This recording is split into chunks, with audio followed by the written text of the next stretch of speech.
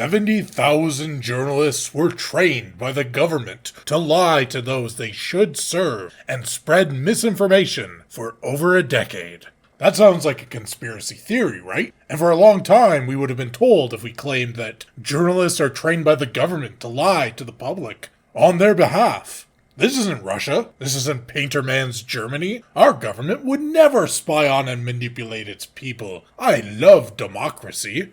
Well, now it's a conspiracy fact. We know we were right all along, and while most of us don't want to deal with politics, we need to come to terms that politics wants to deal with us, whatever that means. Here's a fact. Despite the journalists' lies to the contrary, we have always been far too lenient on these corporate-owned attack dogs of the wealthy and corrupt. We found out that USAID has been funding attacks on gamers for years. Now, believe it or not, from the name, this is not the department the WHO uses to spread disease in third world countries. USAID is the colonization and propaganda department, and what it really does is funnel billions of taxpayer dollars into the coffers of wealthy media moguls, games media, politicians, and activists in trade for propaganda and destabilizing entertainment. Most of the money unaccounted for. But at least some of it was given to media elites, who used it to dox, stalk, and harass devs and games journalists who were not on the payroll. Journalists are the propaganda arm of the government. That's a conspiracy fact. Consultant firms, DEI departments, and so-called anti-establishment activists have been funded by the government and major corporations for at least the last decade. How can games keep selling tens of copies, yet the same group of studio-killing activist devs which make them keep failing up to new opportunities? This is why. You don't need to choose to buy their game. You don't get to choose to pay them or not. The government has already picked your pocket. They're already living their commie dreams out, where they are the 1% who get to live in luxury, while the proletariat toils on the fields to produce their wealth. Like it or not, you are paying for this propaganda. And do not fret, this is global, not just the US. Such as Ubisoft, SBI, and a slew of consultant firms being funded in the 51st state. Oh wait, I guess those Canuckistanis are Americans now. That's a conspiracy fact.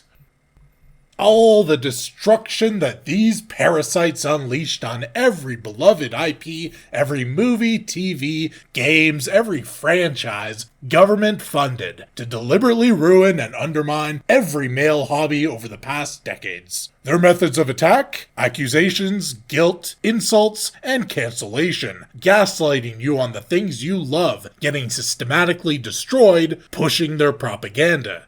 But it is not important, they say. Why do you care so much about video games? They say. It's just entertainment, they say. Bitch, don't tell me you spent billions of dollars on something that doesn't matter, targeting and running the most beloved franchises into dirt. Would the government spend billions of dollars on something that doesn't matter?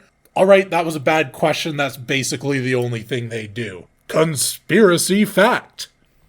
After all this spite and malice from these establishment thugs, gamers did not go too hard on journalists. Gamergate was not an overreaction. Gamers have always been too nice, too welcoming. We thought that they were coming into our franchises because they wanted to share in what makes us love these fantasy, sci-fi, and action-filled worlds, because we are saints. They didn't. They don't. They've always been tools of corrupt government officials, bouncing your money between their corporations, consultants, bribed senators, investment firms, and the Illuminati. Conspiracy fact. It's all been a big pile of bullshit from the start. And they have burned down everything you love while telling you that you need to like getting treated like shit. Get used to not owning your games. Consume product. Eat the bugs. Because you deserve it for being born. For not being the right gender, the right race, the right orientation, or having the right social political beliefs. We are not burning down the games industry when we celebrate AAA layoffs. They've already reduced it to ashes. The layoffs are just sweeping those ashes away so we can start rebuilding from the rubble, and there is no place left for these cultural arsonists.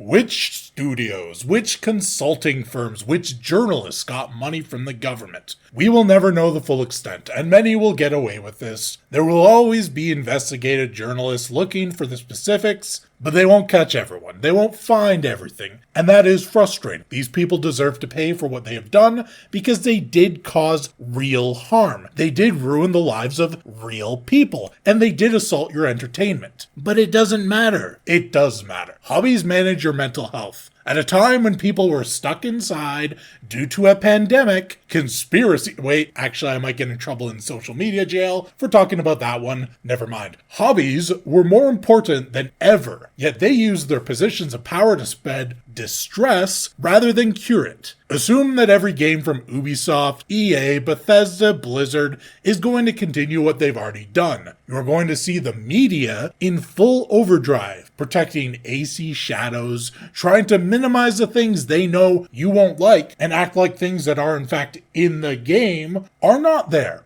or are minimal, to try to sell the game for Ubisoft. Ask yourself, is that the job of a journalist? To obfuscate the parts of the games that gamers do not want? To trick gamers into buying games?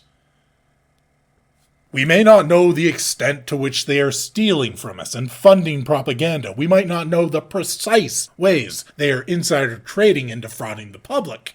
And we do not know how much the media dogs of the government have lied and gaslit us, or how many innocent devs and content creators were attacked and blacklisted by this behemoth of corporations, activists, and journalists. But we do now know it was real, and it has been real. Conspiracy fact. We know they've been stealing from us in order to fund projects to attack us and ruin the franchises we love. And we know they have no intention to report the bad apples in their midst. We saw that in the way they closed ranks after ethics in journalism was an issue with the first Gamergate, which we now know government-funded media was directed to smear gamers as a part of.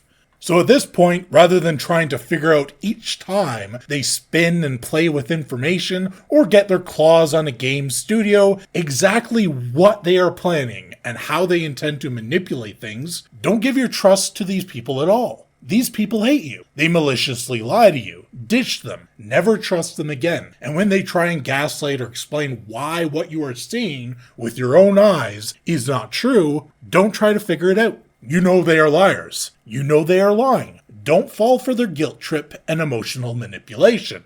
It's like finding out your girlfriend is cheating on you and arbitrarily deciding if she's only slept with 9 other guys behind your back, it's fine, but 10 is too many. Hell no. Have some respect for yourselves, gamers, and draw the line at 1.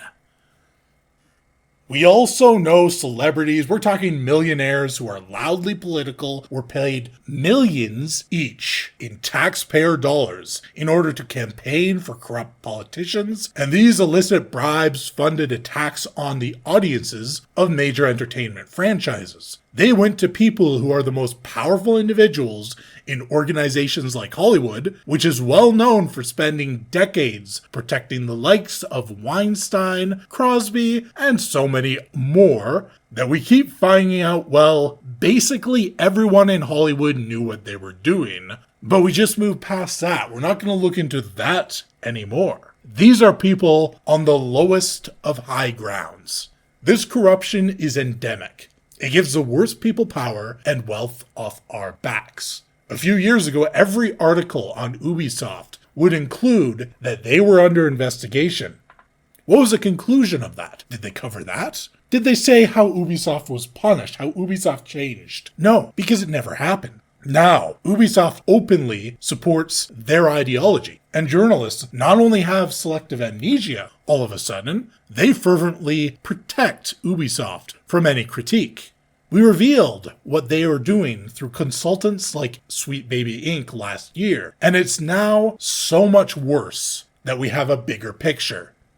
They want us to move past this. Stop talking about it. Which means that not talking about this is the last thing we should ever do. If we want games to go back to just being about games and not extremist propaganda, is going to take years of keeping them honest and accountable, of keeping gamers aware so gamers can continue to close their wallets when a game doesn't appeal to them. They want to emotionally manipulate you by shaming you for celebrating the goal of closing your wallets, layoffs, and studio failures unless they start making games that gamers want to buy. So don't be manipulated. These layoffs make room for developers who love video games. I understand why people want this to be done with, want to move on. Do not want to talk about politics in gaming. It's not going to go away by pretending it's not there. The California writing and everything, the ideological preaching, the shallow characters, ugly models, broken gameplay, the muted vibe to every interaction so nothing is offensive, the sloppy sameness to modern paint-by-numbers games. If you want this to change for the better, it cannot be ignored, and it is going to take years to fix. So we're going to need to continue to talk about it for years. Keep attentive, don't trust the media, and if you think something is fishy, even if the trusted sources are against you, it might just be a conspiracy fact. And just like any other fact, there's a 50% chance it's true.